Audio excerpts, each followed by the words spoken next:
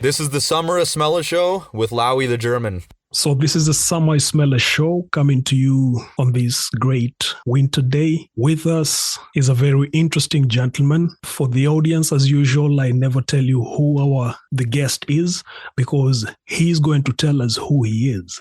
So good sir, who are you? Well, thank you for having me. My name is Jason Shute. I am a professional dog trainer and dog behavior expert based in Guelph, Ontario. I have trained dogs professionally for about 15 years. I've traveled around the world and trained dogs, taught workshops and seminars for dog clubs, dog groups, dog rescues internationally. Apart from dog training, I'm also a 6th-degree black belt in the Filipino martial arts, a professional musician, and an all-around Guelph lover. Right, Jason. And I'm looking at the awards that you've won since the year 2012. And I'm seeing Diamond Award winner for Best Dog Trainer in 2012, voted Guelph's favorite dog trainer by Guelph Mercury's Reader's Choice Awards 2015, 2017, 2018, 2019, 2020, 2021, not forgetting 2022. So you're currently the title holder, if I'm not wrong, and if I'm using the term right. You also voted Best Dog Trainer by the Guelph community. How does that make you feel? Well, it makes me feel good. I mean, it's always good to get some feedback from the community within the community that I work with.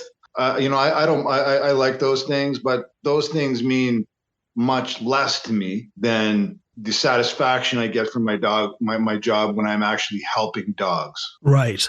And I believe most of your days are spent interfacing with canines than human beings. Yeah, I mean, it's both. I mean, the dog training is also human training. And I like to work with the dogs and the humans. Of course, it's a team effort always, but certainly I am working currently 6 days a week with dogs. And I'm probably seeing about 60 to 75 dogs per week. Right. And if you allow me to ask a very naive question, you train dogs. The dogs then become trained in, is it responding to human behavior or responding to dog behavior? Well, dogs are always going to respond to both dog and human behavior.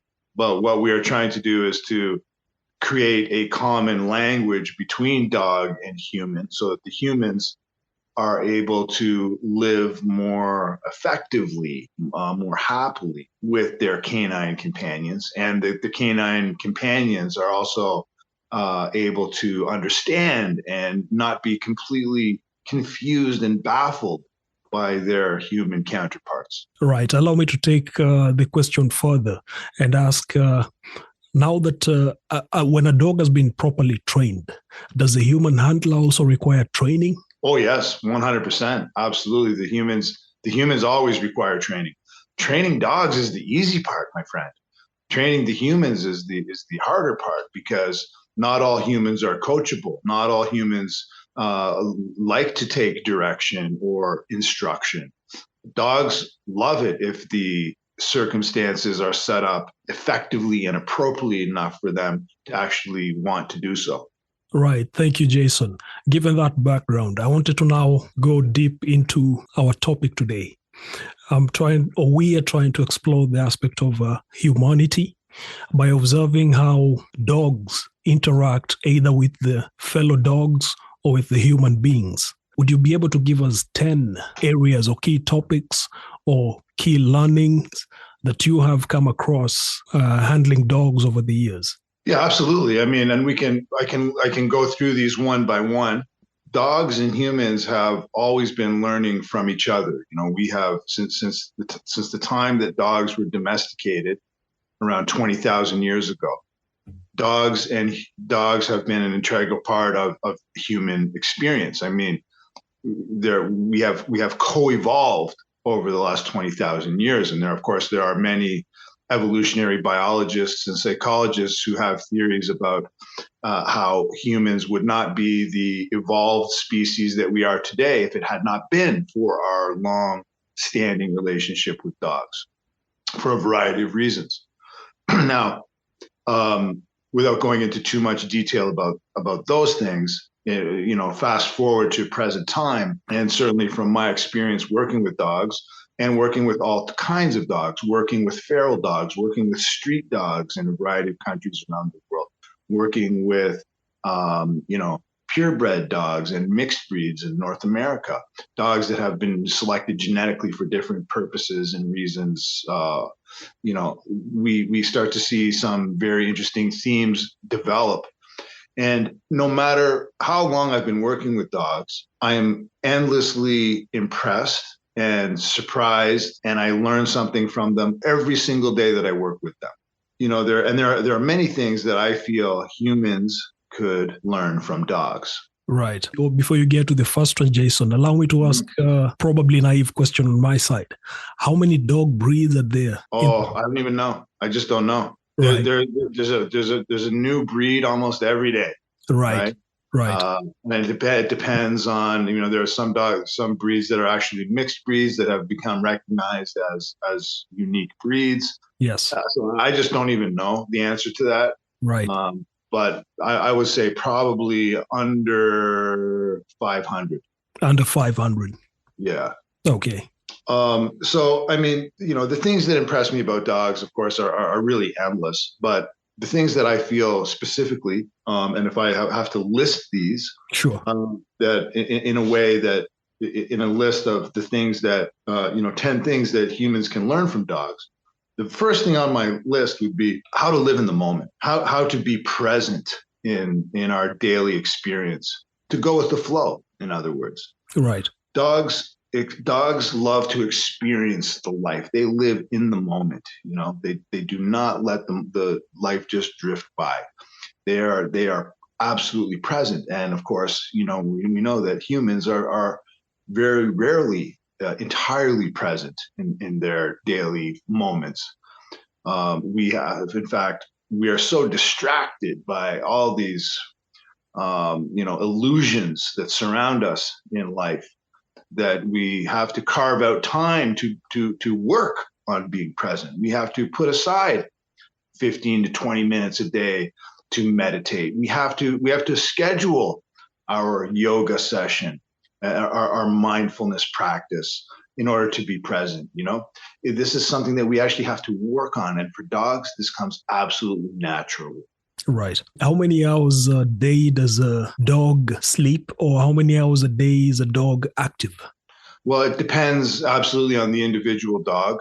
And it also depends on a variety of other factors, in fact, including age, right? So as dogs are young, they're developing, just as in young humans and all young mammals and beings, they sleep more, right? So a young dog, a puppy, will sleep anywhere up to 20 hours a day. Right. But an adult dog may sleep much less than that, but they certainly do need to recharge because they are always active with their senses. They do sleep a lot because they require to charge those batteries for sure. Right. Another thing that I would suggest that humans can learn from our dogs is honesty, right? Dogs are not deceitful animals. Okay. Dogs, what you see is what you get. And, there are these sayings that we hear frequently, we wear, in terms of humans, we wear one face for this and one face for that and another face for another situation, right? Right. Not so with dogs. Okay. Dogs present one face to the world, and what you see is what you get.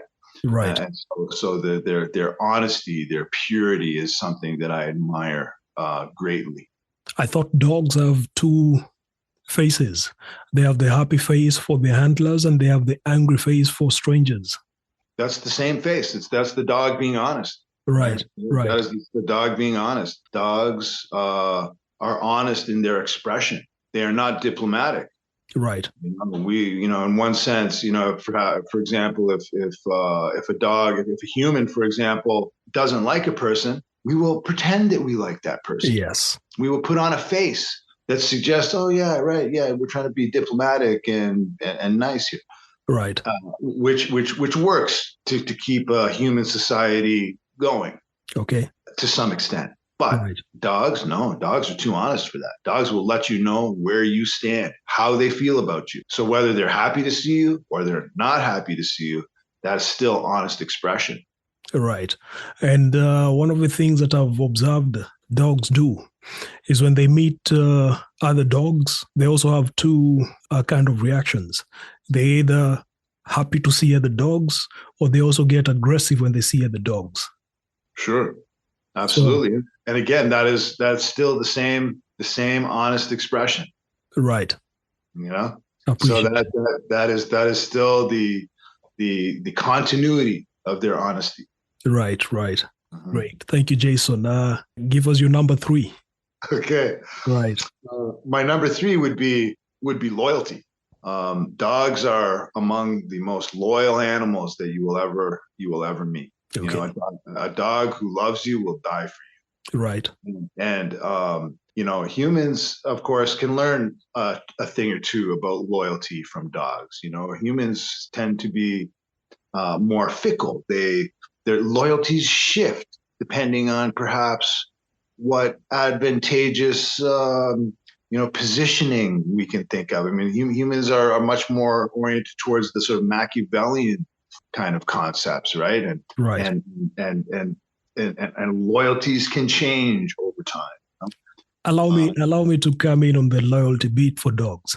Please. I can imagine a dog that is owned by you, for example, and here I'm speaking generally, and I come about and throw some sausages at it. Mm. Will that dog shift the loyalty from you to me? Well, can you repeat the last part of your question? If I was to throw some sausages at a dog that you own, and all of a sudden the dog becomes friendly to me and wants more of the sausages, does the loyalty then shift based on the incentives that I'm giving the dog? No. Go ahead. The loyalty does not shift. All right. The dogs are opportunists by nature. If you threw the sausages, my dog wouldn't take it unless I gave him permission to take something from you. Right. And of course I would, because I don't mind him doing that. If I know you and I know it's safe, I will absolutely say, go ahead. Yeah, go ahead and take that. Right. My dog will take that. But if I then, turn to walk and walk away from, and I leave, well, my dog is following me, my friend. He is not going to stay with you no matter how many sausages you have. Right. He's leaving with me. Right. And let me give you another example. Some years ago, I had the privilege of handling a dog that I liked. And it happened that a group of people were walking around with other dogs. And in that group were a couple of, let me call them female dogs, because of course, the being listener friendly. And the dog followed the female dogs. And my question was, why is the loyalty here? Is it responding to its biological needs, or is it? Well, this is an interesting question. And, so ultimately what this comes down to also is relationship, right? Okay.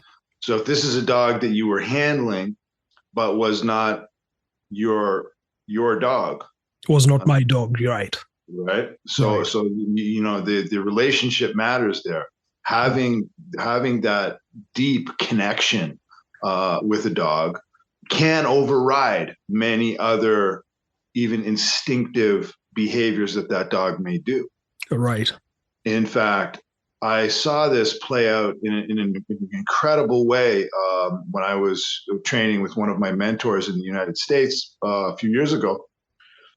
He randomly decided to do an experiment, and he breeds Belgian Malinois, and he had a stud dog, and he had a female in heat, and they had been breeding over the last few days. Right. And the experiment was, he said, it was exactly almost your question. He said, okay, if I have my dog here, and my male dog, and I bring out this female who is in heat, and he's already had previous experience breeding with her. In fact, they were breeding earlier that day. Right. Would his instinct to go to that female to breed override his desire to interact or play with my human friend? Right. And what happened was he let the dog make a choice: female dog in heat, Yep. or come and play with me. And Right. the dog completely ignored the female in heat and decided to play with him. Okay. So certainly the dog was motivated to play, Right. but he was also motivated to breed with that female. Yes. And the deciding factor was the depth of the relationship that he had with this human. Right. Appreciate it. Thank you, Jason. Give us your number 4. Number 4, be yourself, right? And this is kind of goes back to honesty in some ways, but dogs are unapologetically themselves. Okay. And this is one of the things that I love and respect so much about dogs. Right. Humans, of course, again, we put on different faces for different things. Sometimes we do not present ourselves to the world. Right. We hide behind image, we hide behind reputation, we hide behind this or that. Right. We get sucked into these images and these sort of influences by social media and this and that, and we're very rarely confident enough to be ourselves. Right. And dogs are always going to be themselves. Right. Unapologetically themselves. And this is something that I love. And when I meet humans who are like that as well, they almost entirely get my respect. Whether I like them or I don't like them, if you are being yourself, I am going to like you anyway. Right. You know what I mean? I like that. And this week I came across a video clip on Twitter. And this clip was by the dodo. What I was amazed to see in that clip was a particular dog was almost biting the hand of its handler in the initial meeting. This is a Chihuahua. Could not accept any form of touch. And there was an indication in that clip that likely the dog might have been abused in the past and had a very bad experience with human touch and would not allow itself to be handled by a human being. It took a couple of moves to get the owner then to become its friend. And eventually you could see the dog warming up and became all of a sudden very friendly. What are your views regarding the aspect of dogs being abused or not feeling comfortable with human touch initially until they develop some sort of acquaintance? Yeah, well, it's not uncommon, right? For dogs who have had negative experiences with humans, negative socialization, they've been abused, and so on and worse. Certainly, dogs will have trust issues, right? And so, I encounter this frequently in my line of work, and ultimately, it is about developing trust. It is about developing some good, quick, functional rapport with the dog, and sometimes it does take longer. Right. But ultimately, you have to have that trust there if you are going to be handling a dog, touching a dog, interacting or trying to train a dog. There has to be a certain level of trust. So that's always something that, will be a challenge if a dog has had lots of negative interactions with people. Right. Appreciated. And thank you for that. Give us your number 5. Number 5 would be about playing, having time in your day to play, right? Play every day. This is something that, as humans age, we tend to move away from play unless we are playing some type of sport, right? But right. it's about finding the joys in life, right? And playing, and this can also be, you can think of that play also as exercise, right? Right. Being active, right? Especially, we know that a lot of humans who, we try to suppress sometimes or contain our energy. When we don't exercise and we are not active, this is where people start to develop like that energy has to be released somehow.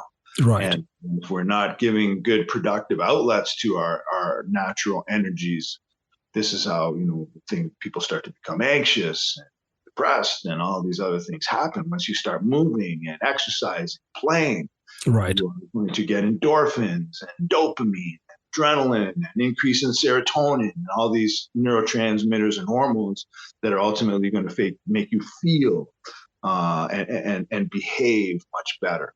Right. And allow me to interject at this point and inquire, how important is play for dogs? And when I talk about play, I look at two dimensions. There's a dimension of walking the dog, and then there's also the dimension of throwing a ball and playing catch with the dog.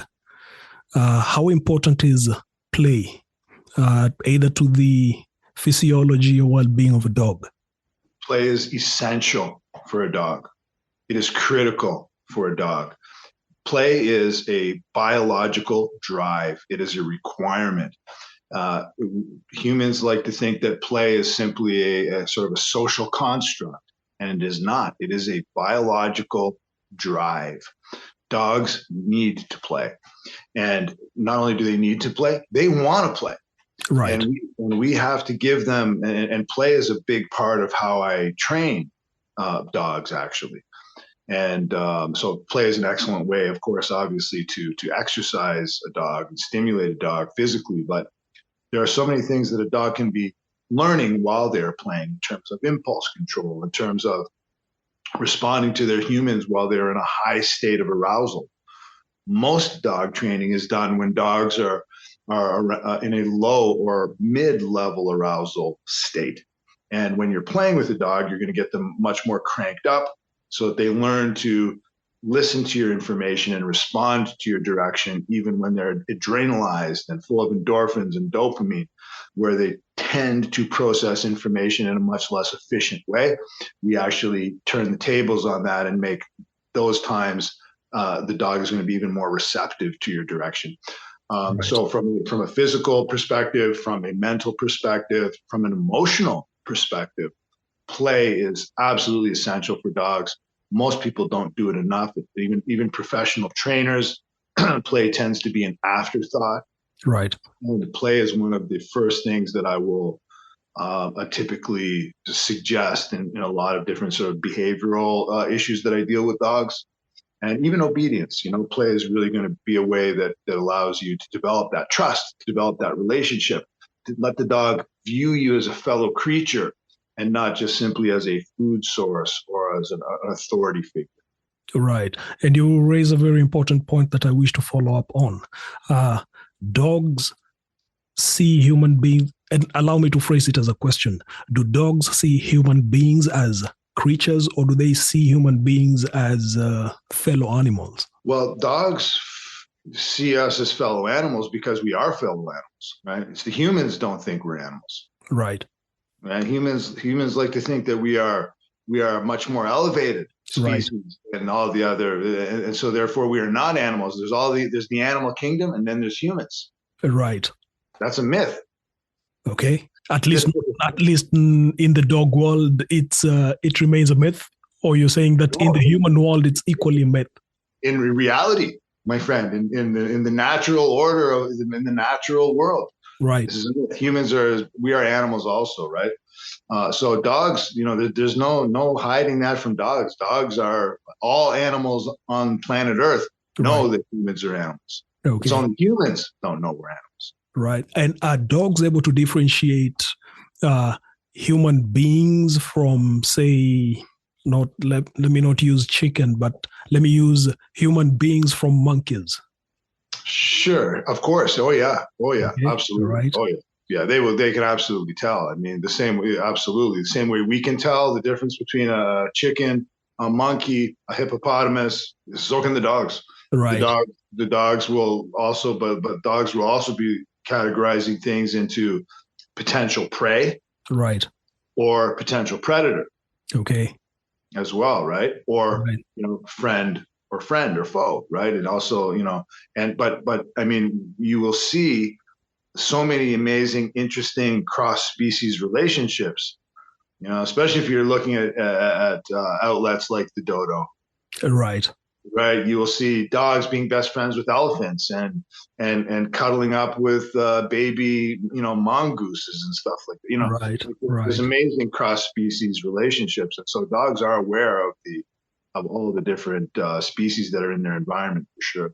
And in that context, as you've raised, say a dog befriends a horse. Mm. What does the dog see? Does it see a friend in the horse? Does it see an ally in the other species? What does the dog see?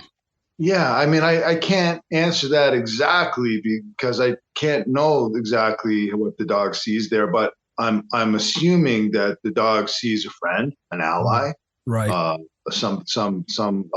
creature who's going to be non-threatening, a companion. Right. Right. I mean, animals, of course, also don't have to communicate with words the way we do. Right. Animals also respond very much to energy and body language, and so all animals are sensitive to this stuff. Right. Yeah. In fact, one of my dog's best friends is a horse. Is a horse. Yeah. Okay, that's a good thing to know. And if I may make another follow up here, I've recently seen many clips of people talking of the bulldogs, if I may call them that, being fierce dog creatures and not very friendly, either to handlers at some point as they advance in their relationship, or not very friendly to children. And at some point, there's some dog species that are, could I say, taboo for family. Is that something you'd wish to address? Yeah, I mean, certainly different breeds have different predispositions. And of course, we also have to understand when we are selecting breeds of dogs, what they have been selected for genetically. Right. Right. I mean, so there are certain breeds, of course, who are much more aloof to people and are not really designed to take direction or that type of thing, or even live with people for that matter. But I think it also, then we start to get into the nurture versus nature type of idea here, and really, of course, it's always going to be a balance between those two Right. things, right? And so I think if a dog is raised properly and exposed and has positive interactions and is properly socialized to children, for example, Right. then almost all breeds would be absolutely fine with kids. It's not I wouldn't say that it's necessarily a breed issue. That would be more of a socialization issue. Right. Right. Yeah. And that would also go with how they interact with people. Appreciated. And ladies and gentlemen, this is the Samaismela Show. We're speaking to Jason Shute. He is a specialized trainer of dogs, and we will be taking a small break and we'll resume shortly in part 2. Jason Shute is going to give us the 5 other attributes that human beings can learn from dogs. This is the Samaismela Show. You are listening to the Samaismela Show with Lawi The German.